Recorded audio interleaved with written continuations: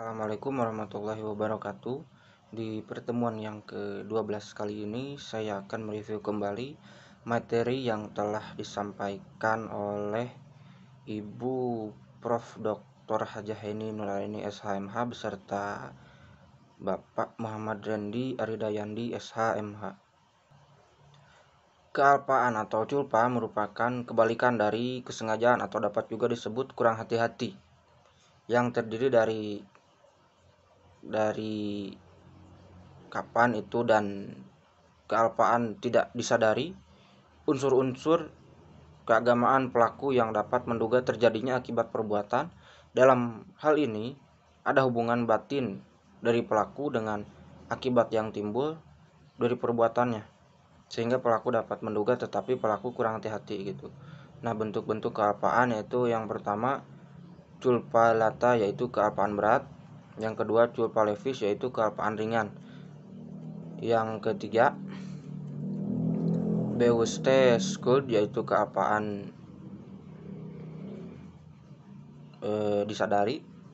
Pelaku dapat membayangkan atau memperkirakan kemungkinan timbulnya akibat dari perbuatannya.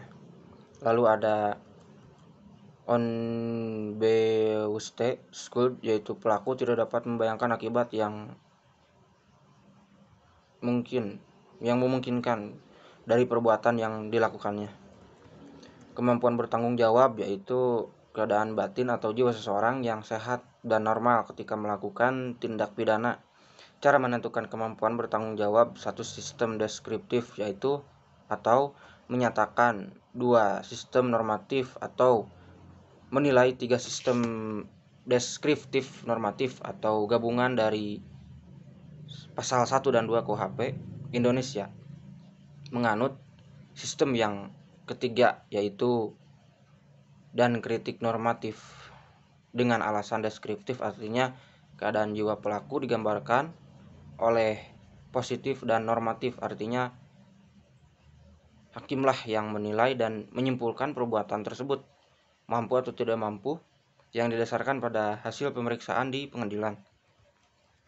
Lalu kemudian tidak mampu bertanggung jawab untuk sebagian yaitu suatu keadaan tertentu dari pelaku yang disebabkan keadaan jiwa atau kelainan jiwa atau jiwanya yang tidak sehat, tidak normal, sehingga untuk sebagian dinyatakan tidak mampu bertanggung jawab.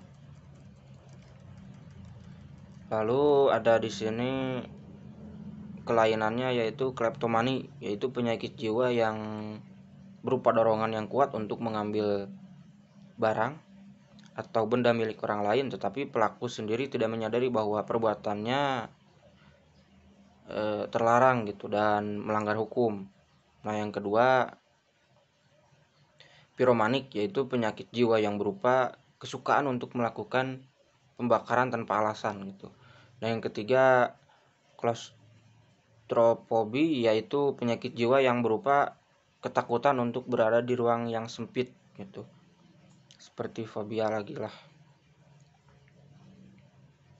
Dan yang keempat ada nymphomani, yaitu penyakit jiwa pada seorang laki-laki yang jika bertemu wanita selalu berkeinginan untuk berbuat tidak senonoh gitu.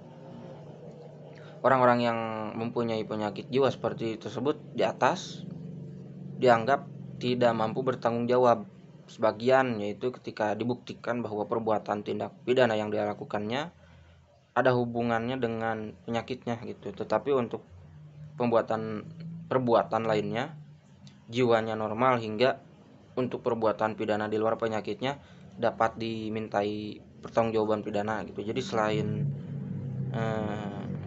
ada kelainan jiwa yang sudah saya sampaikan itu di luar sana, itu berarti dapat dimintai pertanggungjawaban pidana gitu. Nah, lalu keadaan mabuk di Indonesia bukanlah kebiasaan masyarakat secara umum yang berbeda dengan Eropa dan Amerika. Jadi untuk perbuatan mabuk harus ada alasan dan latar belakang jelas itu dalam hal pelaku melakukan mabuk-mabukan gitu secara sengaja supaya berani dan tidak malu gitu dalam melakukan kegiatannya. Dan pidana ini termasuk kesengajaan dan dapat dipertanggungjawabkan segala konsekuensinya dan akibat dari perbuatannya, jadi bukan alasan pemaaf atau penghapus pidana gitu atau dasar itu.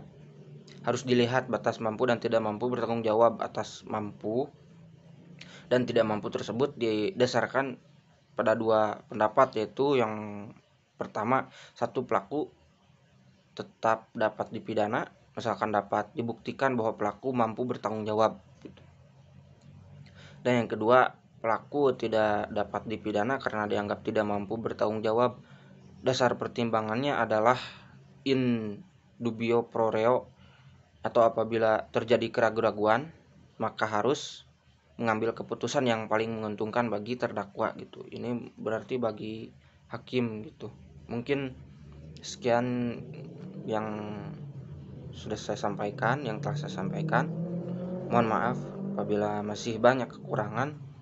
Wassalamualaikum warahmatullahi wabarakatuh.